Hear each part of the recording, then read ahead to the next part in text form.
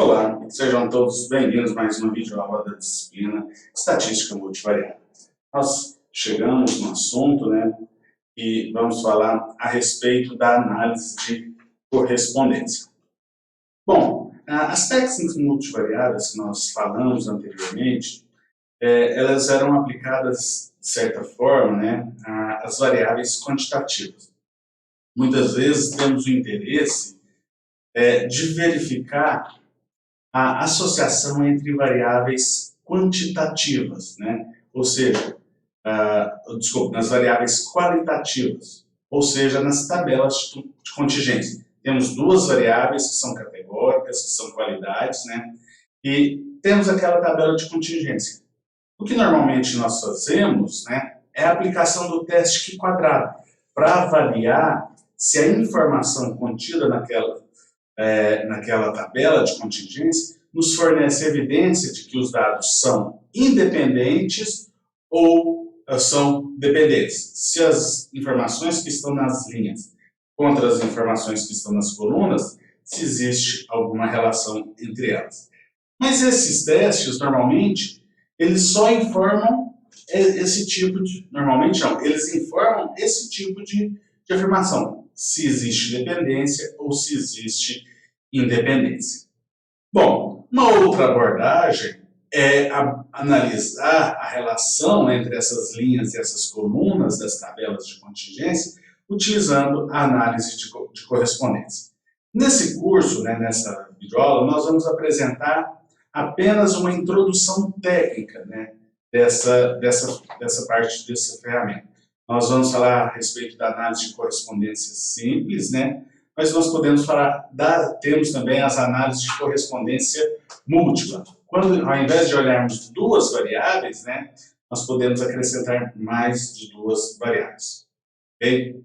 Bom, de um modo geral, nós temos os nossos dados organizados numa tabela de dupla entrada, onde que nas linhas da nossa tabela nós temos os níveis de uma determinada variável, chamando aqui de variável x. Então, temos do nível 1 até o nível p, então todas as categorias. E nas colunas, nós temos os níveis da variável y. Então, temos Q níveis da variável y. E no corpo da tabela, então, nós temos a contagem da quantidade de informação de cada uma dessas combinações. Ou seja, do nível 1 da variável x com o nível 1 da variável y, eu tenho esse número N11 de observações.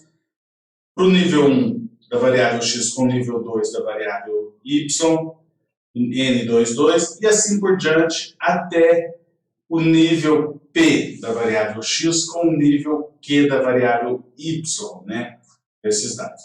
No total das colunas, essa coluna que eu tenho, a marginal, o total marginal das linhas, ou seja, somei todos esses valores, eu tenho o total da linha 1, total da linha 2, que é a soma de todos esses elementos da linha 2, até o total da linha P. Então, o total marginal das linhas. E eu tenho o total marginal das colunas, ou seja, somei a coluna 1, tem esse N.1. Somei a coluna 2, tem esse N.2. E assim por diante, também eu tenho o total geral, que é o número total de elementos que compõem a amostra. Bom, então, o objetivo desses dados, dessa formulação, é verificar se existe alguma associação entre a variável x e a variável y. Considere como exemplo duas variáveis x, duas variáveis, uma variável renda, que ela está no formato de categoria, que eu tenho menos de 2.000, que considera a renda de pessoas, então, renda de menos de R$2.000, a segunda categoria de 2.000 a R$5.000, e a terceira categoria mais 5.000 ou mais reais de renda. Nas colunas, eu tenho o número de filhos, 0 filhos, 1 filho, 2 filhos, mais de 2 filhos. Então, a pergunta é, será que existe alguma associação entre a renda e o número de filhos? Se eu fizer o teste de quadrado, eu vou verificar que tem uma associação entre essas variáveis. Mas, e aí? Só estou verificando que tem associação.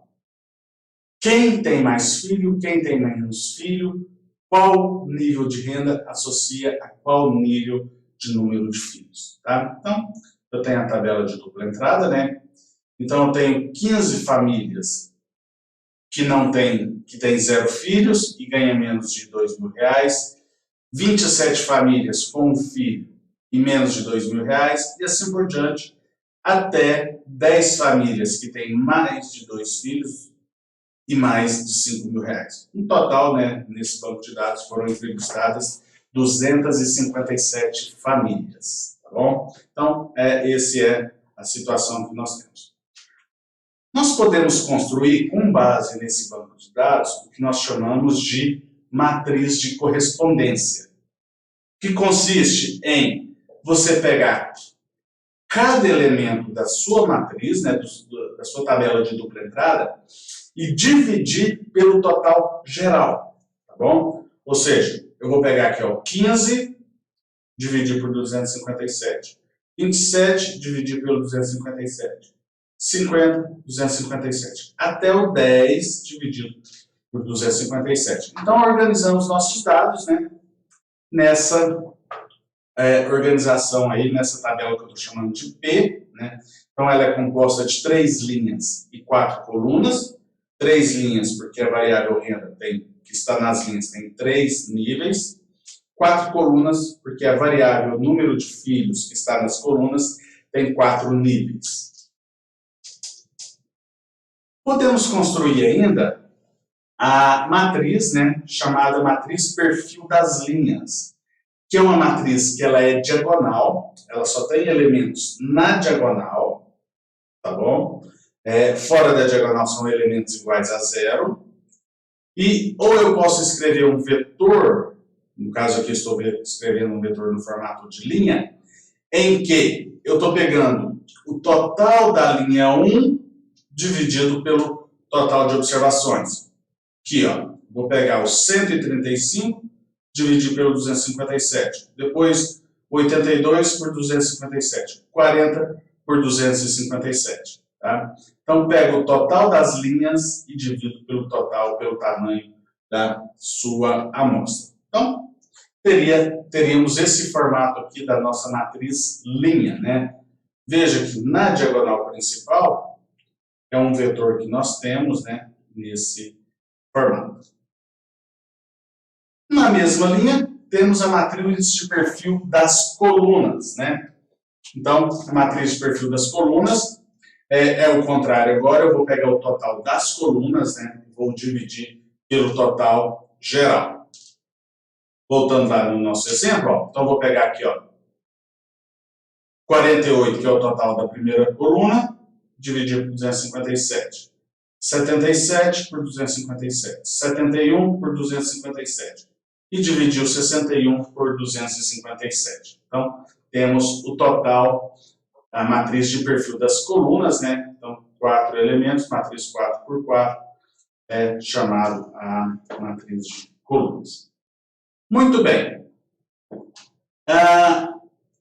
Uma vez que eu tenho essas matrizes, né? A matriz de correspondência, eu tenho a matriz de perfil das linhas e a matriz perfil das colunas, eu posso fazer uma relação.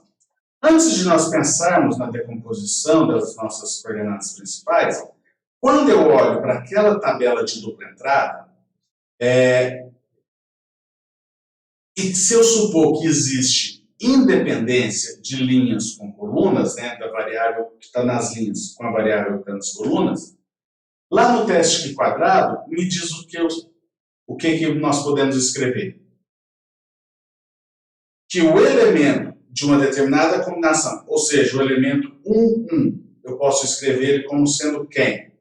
O total da primeira linha vezes o total da primeira coluna dividido pelo total geral.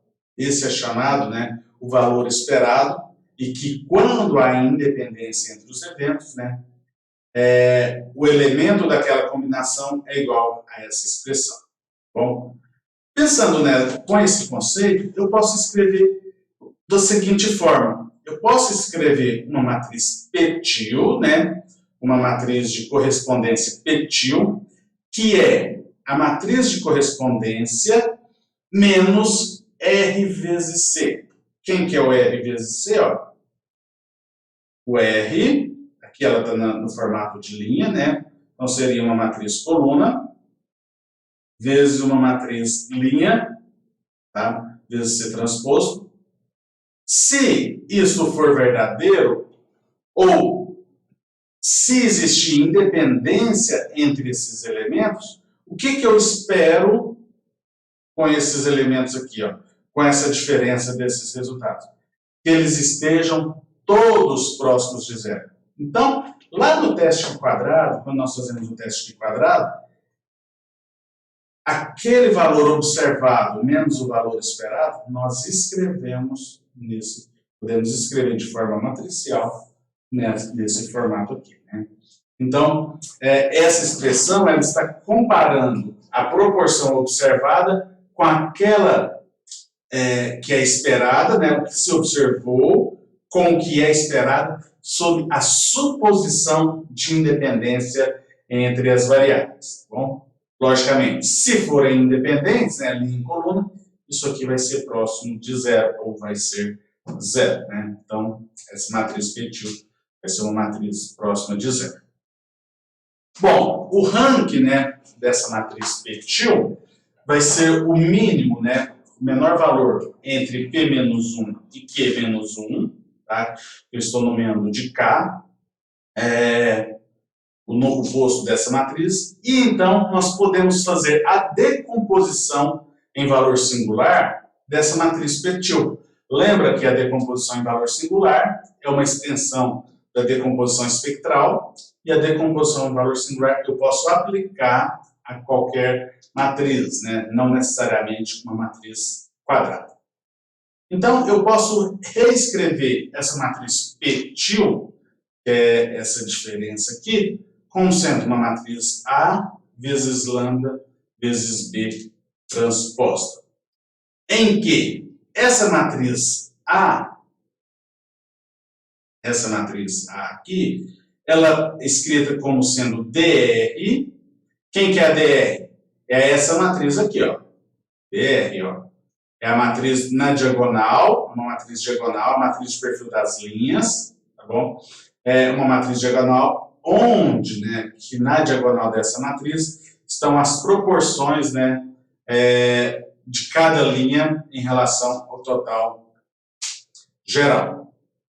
Então vai ficar o DR elevado a meio, ou seja, cada elemento elevado a meio, vezes essa matriz U, nós já vamos dizer quem é essa matriz U, e a matriz B vai ser a matriz perfil das colunas, né, que nós acabamos de falar, vezes essa matriz V, nós já vamos dizer quem é essa matriz V.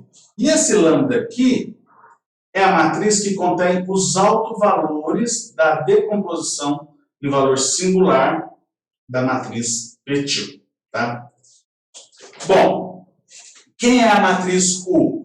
É a matriz que contém os autovetores de Petil vezes Petil transposta em relação a esses lambdas. Então, ó, eu faço Petil vezes Petil transposta, eu tenho uma matriz. Pego os autovalores, que é correspondente dessa matriz, e encontro os autovalores. V contém nas colunas, né, tanto o IV contém nas colunas, os autovetores de Petil transposta vezes P. Veja que são matrizes diferentes. Ó. Aqui é Petil vezes Petil transposta, e aqui é Petil transposta vezes Petil. Tá bom? Então, são os autovalores dessa matriz e dessa matriz são os mesmos. Tá bom? Mas os autovetores são diferentes. Tá? Então, a V eu uso aqui e a U eu uso para obter esses valores de A. Uma vez que eu encontro essas matrizes, né, essa decomposição em valor singular, eu posso encontrar as coordenadas das linhas. Por quê? Eu vou pegar essas coordenadas e vou fazer uma representação daqueles nossos dados. Tá bom? Então, eu vou precisar de colocar num espaço bidimensional ou tridimensional, né? E aí eu preciso de encontrar esses pontos, esses marcadores para essas matrizes, tá? Então, quem que vai ser os marcadores dessa minha matriz que nós temos, né? Ou os marcadores das níveis que estão nas linhas, da variável que está nas linhas. Vai ser dado por matriz perfil das linhas, a inversa da matriz perfil de linhas, vezes a matriz A que nós acabamos de achar pela DBS, vezes lambda que contém os autovalores associados a P, a P tilde, desculpa. Se eu pegar dessa matriz Y as duas primeiras colunas, eu vou conseguir fazer uma representação bidimensional. Se eu pegar 3 colunas, eu vou conseguir fazer uma representação tridimensional. Normalmente, nós vamos estar interessados numa representação bidimensional, pois fica mais fácil de nós interpretarmos, né, as associações. Da mesma forma, eu posso fazer a matriz perfil das colunas, tá? Então, eu tenho os níveis das minhas colunas. Então, vou pegar a matriz perfil das colunas, multiplicar por B vezes lambda, a mesma coisa. Se eu pegar as duas primeiras colunas, eu tenho as coordenadas para representar as colunas do meu gráfico. E se eu pegar as 3 primeiras colunas, eu tenho para fazer a representação no espaço tridimensional. Normalmente, né, novamente, nós queremos fazer uma representação bidimensional. Tá? Então, por isso, vamos pegar as duas primeiras colunas. Então, essas representações, né, de posse dessas coordenadas y e z, y que representa as linhas e z que representa as colunas, nós podemos utilizar esses pontos para criar um gráfico, o gráfico que nós damos o nome de biplot, e fazer as respectivas interpretações. A soma dos autovalores, né, que nós usamos aqui, ó, os autovalores de Petil, a soma desses autovalores ao quadrado é o que nós chamamos de inércia total ou variação total. São sinônimos, tá bom? Posso falar inércia total ou variação total, né? Basta eu pegar os autovalores ao quadrado e somar. Igual lá em componentes principais, eu posso ver quanto que cada eixo, né, que cada componente explica, né? Pego o primeiro autovalor ao quadrado, divido pela soma de todos, multiplico por 100, eu tenho um percentual da primeira componente. Pego a segunda componente ao quadrado, divido pela soma de todas as componentes, quanto que a segunda componente explica. E assim por diante, né, até ter uma quantidade, né, apropriada para esses valores. Tá? Posso mostrar que a inércia total, lembra, ó, que a inércia total, a soma dos autovalores ao quadrado, ela está relacionada à estatística aqui quadrada. Ou seja, a inércia total é a estatística aqui quadrada dividido pelo N, pelo número de observações, pelo tamanho da amostra que nós temos. E também, né, eu tenho que ter o teste aqui quadrado significativo, e sugere-se também um outro teste, né, que seja indicado, né, ou para que eu tenha condições de aplicar a análise de correspondência, que é o critério beta. E esse beta ele tem que ser maior que 3, e esse beta ele depende exclusivamente do valor da estatística aqui quadrado, tá bom?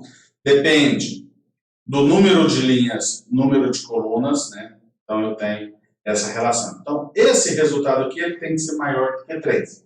Ou seja, quanto maior o valor que quadrado, né, maior a chance, né, de termos aí a critério beta satisfeito, né, para podermos aplicar a análise de correspondência. Bom? Muito bem. Então, voltando naquele exemplo, né, que nós tínhamos lá, nós tínhamos 3 colunas nas 3 linhas, 4 colunas, né? Então, K igual ao mínimo de 3 menos 1 e 4 menos 1. Então, o posto da matriz P é igual a 2. Bom, então, eu posso fazer a decomposição em dois valores singulares aí, aquela matriz que nós tínhamos lá da relação do número de linhas, número de colunas. E aí, veja que como o posto já é 2, o K igual a 2, aqui já me apresenta, né, as duas linhas, né, as duas componentes, né, então eu tenho 100% dos nossos dados aí. Bom, tanto para as linhas, então representa a primeira linha, a segunda linha, a terceira linha, a primeira linha, a primeira coluna, a segunda coluna, a terceira coluna, quarta coluna. Se você pegar os autovalores, né, da matriz Petil, né, aqui nós não vamos fazer na mão, você vai ver que o primeiro autovalor ao quadrado mais o segundo autovalor ao quadrado, você vai ver que eu tenho uma inércia total ou uma variação total de 0,16. O que significa 0,16? Não. É só para você, talvez, né, calcular a proporção de variação explicada. Então, veja que a primeira componente, ela explica sozinha 0,15, 96. Dividido por 0,16, 11, quer dizer que a primeira componente sozinha me explica 99,0% dos meus dados. Essa segunda componente aqui, ó, ela me explica 0,93% dos meus dados. Ou seja, praticamente nada, né, eu tenho de informação na segunda componente, no eixo Y. Além disso, quando eu faço o teste aqui quadrado lá para aquela tabela de dupla entrada, vai dar um teste aqui quadrado de 41,4, o valor tabelado, né, com 6 graus de liberdade, um nível de significância de 5%, 12,56. Ou seja, teste aqui quadrado significativo. Tá bom? Então, temos condição aí de fazer esse cálculo. Bom, ou de utilizar a análise de correspondência desses dados. Então, uma vez que eu fiz isso, eu vou pegar primeiro par ordenado, segundo par ordenado, terceiro par ordenado para as linhas. Primeiro par das colunas, segundo par das colunas, terceiro par das colunas, quatro par das colunas. Então, par ordenado, vou fazer uma representação num gráfico de dupla entrada, né, de dois eixos, né, simples, né, como se fosse um gráfico de dispersão. Ó, então, marquei linha 1, linha 2, linha 3. Coluna 1, coluna 2, coluna 3, coluna 4. A ideia desse gráfico é você olhar, aqui também está os eixos, a origem, né, do nosso plano cartesiano, onde se cruza, o 0, 0 está aqui. E então eu vou traçar vetores dessa origem em relação aos meus pontos. Então, vetores que saem da origem e estão no mesmo sentido, quer dizer que existe uma associação positiva nesse sentido. Bom? Caso contrário, estiverem sentidos opostos, não tem associação entre esses valores, tá bom? Então, eu olho o seguinte. Sai vetor aqui, ó, C1, C2, C3. Então, imagina setas, né, saindo aqui dessa origem, na direção aqui do C1, C2 e L1, L2, desculpa, né, a linha 2. Então, quer dizer que estão nos mesmos sentidos. Então, quer dizer que, lembra que nas colunas estão os números de filhos. Na linha estão as rendas, né? Então, quer dizer, ó, que o número de filhos que está lá na coluna 1 e na coluna 2, que é 0 e 1 filhos, está associado à linha 2. Quem está na linha 2? De R$2.000 a R$5.000 de renda. Então, ó, quem ganha nesse intervalo de R$2.000 a R$5.000 está associado a ter 0 ou 1 filho. Bom? Ah, mas e a 3 e a 4? Veja que agora a linha 2 ela está para a direita. A linha 3, direita, né? Aqui, a sua direita, nesse sentido.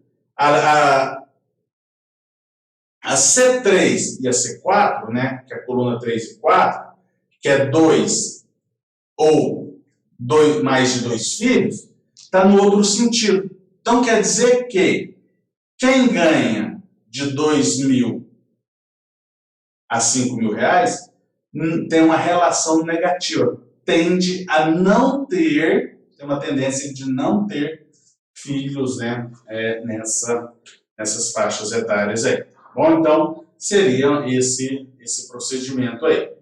Mas a mesma coisa, quem está na linha 1, quem ganha até 2.000 reais, tende a ter 2 filhos, né, ou mais de 2 filhos, né, que está no mesmo sentido aqui. Ah, mas e a linha 3?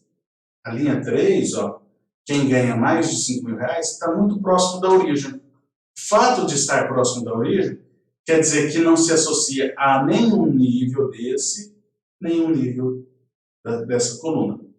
Tá bom? Então, os elementos que estão próximos da origem, né, não tem nenhuma associação.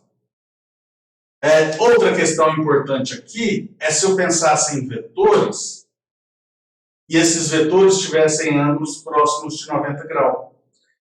Ângulos entre vetores com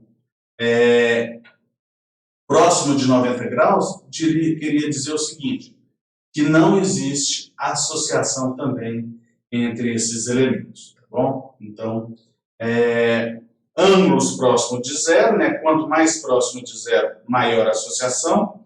Quanto mais próximo de 180, maior associação negativa. E quanto mais próximo de 90, né, seria ausência de correlação.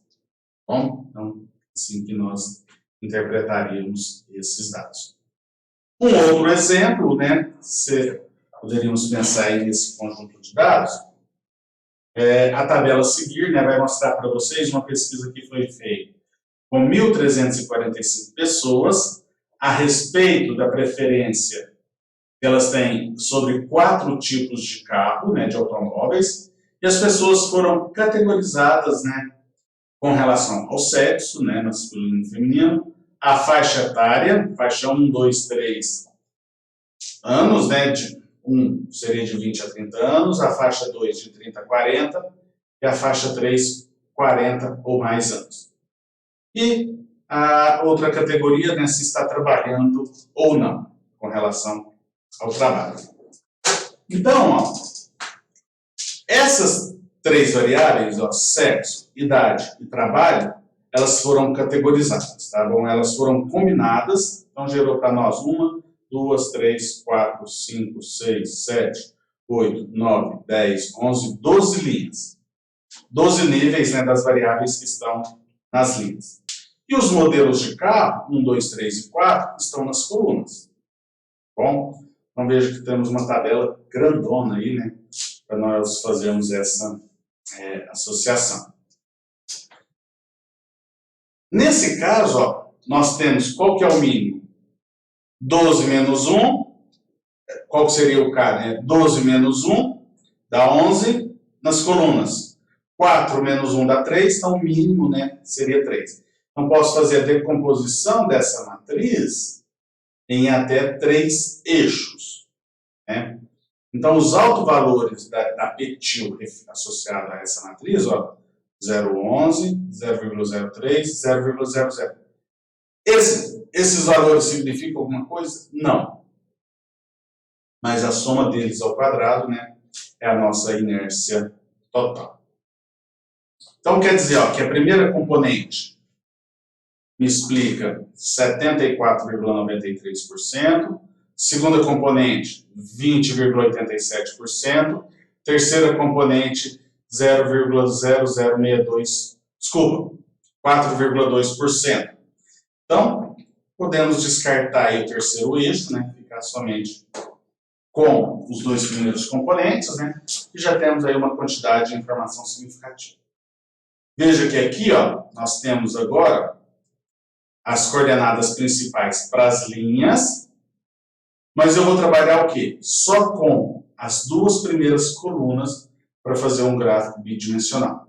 Então, ó, eu tenho esse par ordenado, ó, 1 e 2, esse valor 0,25 e menos 0,30, se refere a sexo feminino, faixa 1 e trabalho. 0,285 menos 0,003, sexo feminino, faixa etária 2, trabalho. E assim por diante. Eu vou trabalhar só com as duas primeiras colunas. Para os marcadores, né, as coordenadas principais, para o perfil de colunas, mesma coisa, vou trabalhar com as duas colunas. Quando eu faço essa representação no gráfico, né, eu tenho esse tipo de representação.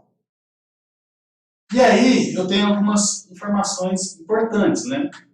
E isso pode nos ajudar, principalmente, para estabelecer estratégias de venda. Se eu estivesse trabalhando numa empresa, né, que fabricasse esses modelos aí. O que eu consigo perceber? Ó, tá a origem aqui. Vou começar nesse quadrante aqui, né? Eu vou olhar o modelo 3, ele está em que direção? Ó, o modelo 3, ó, então sai aqui, ó, o vetor, ele está nessa diagonal. Se eu olhar para o modelo 2, desculpa, para o modelo 1, está nesse sentido aqui, ó. Você consegue perceber que se eu traçando um vetor para cá e um vetor para cá, esse modelo 3 e esse modelo 2, eles estão com um ângulo quase de 90 graus. Então, quer dizer que o modelo 1 e o modelo 3, eles não têm muita associação. Eles independem um do outro. Diferente, por exemplo, ó, o modelo 3 está para cá e o modelo 2 está para cá. É quase que um ângulo de 90 graus. Desculpa, 180 graus. Então, são completamente opostos. Tá? As características de pessoas que gostam do modelo 3 não tem muito a ver com características que gostam do modelo 2. Tá? E aí nós podemos fazer as interpretações. Né? Então, ó, eu vou pegar aqui, ó, modelo 3. Qual que é o perfil de pessoas que normalmente gosta do modelo 3? Feminino. Ó, se você olhar aqui, ó, eu tenho os marcadores feminino, faixa etária 2 que não trabalha, e faixa etária 3 que trabalha. Então, essa é a caracterização de pessoas que gostam desse modelo 3. Está associado com esse tipo de carro. Para a faixa etária, para o modelo 2, desculpa, modelo 1, quem que está associado? Aqui também eu posso colocar feminino, faixa etária 2, que trabalha, tá bom? Então, se eu pegar um vetor para cá e um vetor para cá, é um ângulo aí, agudo, né, menos de 90 graus, então quer dizer que tem uma certa associação positiva.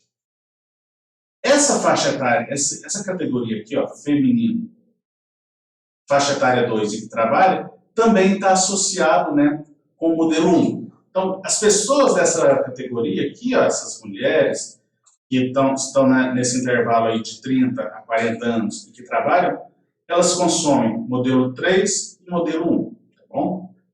Elas têm preferência por esse modelo. Além disso, o modelo 1, elas gostam, o modelo 1 está associado também a feminino, faixa etária 1 e 3, tá bom? E aqui também é faixa etária 1, e aqui as pessoas que não trabalham, e aqui essa trabalha. Então, em geral, ó, o que eu estou percebendo? Desse lado aqui está o modelo 2 e 3, mas está todas as mulheres, com todas as combinações do sexo feminino. Tá? Então, normalmente, mulheres elas têm preferência por esse modelo 3 e modelo 2. Do outro lado, ó, eu tenho o modelo 4 e o modelo 2, Então, as mulheres não gostam muito desses modelos, tá? Quem gosta mais desses modelos 4 e 2 são os homens, que estão associados a esses modelos. Além disso, os homens não gostam do modelo 3 e do modelo 1. Especificamente, o modelo 4, ó, se eu pego o vetor, faço o distanciamento, ó, então posso ter aqui, o que está me chamando a atenção? Ó? Quem está associado ao modelo 4? Masculino, que não, da faixa etária 1 que não trabalha, masculino da faixa etária 3 que trabalha e não trabalha. Para o modelo 2, eu diria aqui, ó, masculino da faixa etária 3 que trabalha, masculino da faixa etária 2 que trabalha e não trabalha, e masculino da faixa etária 1 que trabalha. Bom, no caso, esse grupo aqui, especificamente, eles não gostam muito do modelo 3, né? São completamente opostos ao modelo 3. Esses elementos que estão aqui são completamente opostos ao modelo 1. Bom, então, essa é a forma de nós interpretarmos, né, essas análises de correspondência. Veja que traz uma alusão, né, traz à luz, né, muita informação. O simples teste de quadrado não fornece para nós, mas que com esse gráfico, né, permite, né, que a gente tenha muita informação específica, né, dessas categorias. Só para vocês verem, ó, vamos pegar aqui, ó, modelo 3, faixa etária 2, que não trabalha. Só para vocês... Opa.